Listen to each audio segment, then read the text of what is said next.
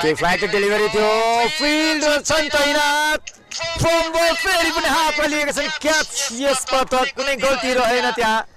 र यो 38 रनको समयमा हेर्न सक्छौँ त्यो flight delivery cross the line नगए ब्याटर त्यहाँ खेलिदिए हावामा निकै बेर ट्राभल गरेको थियो फिल्डरले त्यहाँ कुनै गल्ती गरेनन्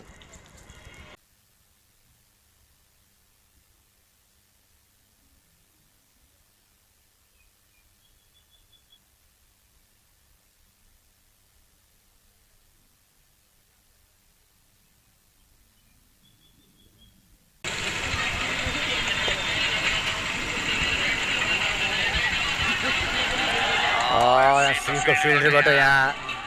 स्लिप हुन पुगेको छ